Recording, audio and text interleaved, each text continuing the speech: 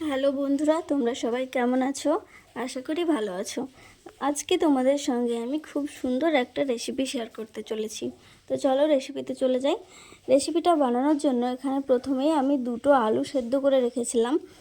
আলুটাকে আমি এভাবে গ্রেটারে গ্রেট করে নেব। এটা হাত দিয়েও করা যেতে পারে, কিন্তু হাত দিয়ে করলে কি হবে, কোনো কোনো জায়গায় গুটি থেকে যেতে পারে। আর গ্রেটারের সাহায্যে গ্রেট করে নিলে খুব সুন্দরভাবে হয়ে যায়।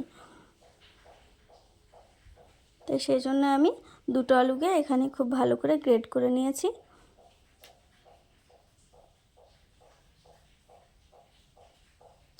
এবার আলুটা একটা জায়গায় ঢেলে নিলাম।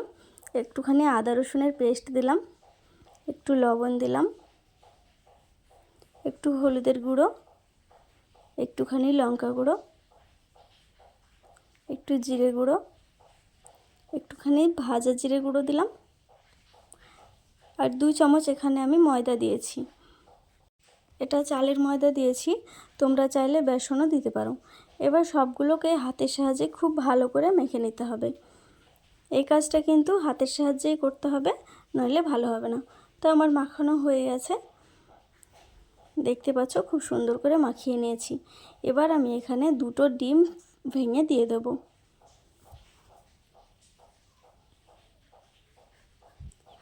এবার আবারও খুব ভালো করে মাখিয়ে নিতে হবে।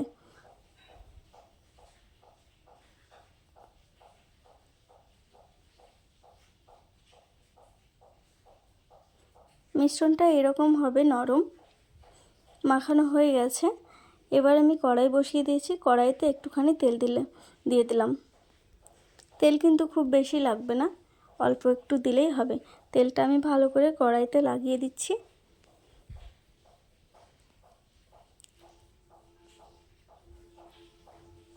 এবার খুব ভালো করে সম্পূর্ণটা কড়াইতে নামিয়ে দিচ্ছি, দিয়ে চামচ দিয়ে এভাবে একটু ছড়িয়ে দিচ্ছি।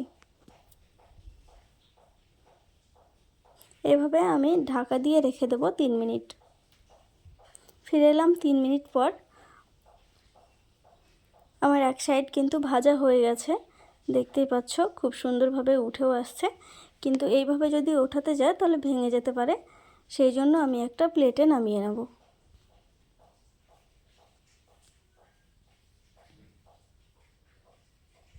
প্লেটে নামিয়ে নিয়েছি।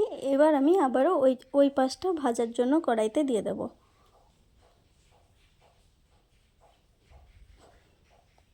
আবারও আমি 3 মিনিটের জন্য ঢাকা দিয়ে রেখে দেব। ফিরে এলাম 3 মিনিট পর। একটু আমি এবার এপাশ ওপাশ করে ভেজে নিচ্ছি। এটা একটু সময় নিয়ে করতে হবে, আমার 7 থেকে 8 মিনিটের মতো সময় লেগেছে। এবার আমি কেটে নিচ্ছি। এইভাবে চৌকো চৌকো করে কেটে নেব। তোমরা তোমাদের ইচ্ছা মতো সাইজটা দিয়ে নিতে পারো।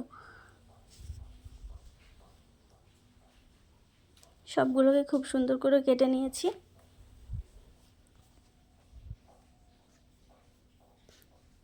এবার কড়াইতে একটু তেল দিয়ে দিলাম। একটা ছোটো এলাচ, এক টুকরো দারচিনি আর দুটো লবঙ্গ দিয়ে দিলাম। এবার একটু ভেজে নেব,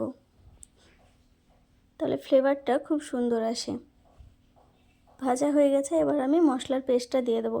এখানে একটুখানি আদা রসুন আর একটা টমেটো একসঙ্গে পেস্ট করে রেখে দিয়েছিলাম, সেটাই দিয়ে দিলাম।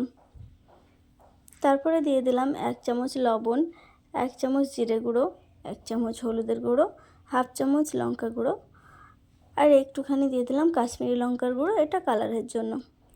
এবার খুব সুন্দর করে মশলাটাকে কষিয়ে নিতে হবে।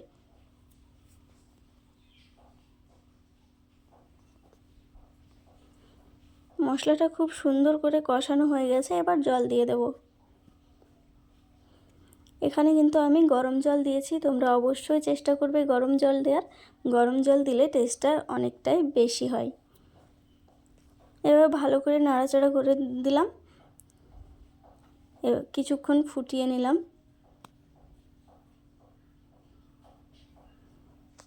এবার সব ডিমগুলো এখানে ঢেলে দিলাম। এইভাবে খুব সুন্দর করে আবার মিশিয়ে দিলাম, দিয়ে ঢাকা রেখে দিয়েছি 2 মিনিটের মতো। বেশি সময় লাগবে না, 2 মিনিট ঢেকে রাখলেই হয়ে যাবে। তারপরে একটুখানি চিনি দিয়ে দিলাম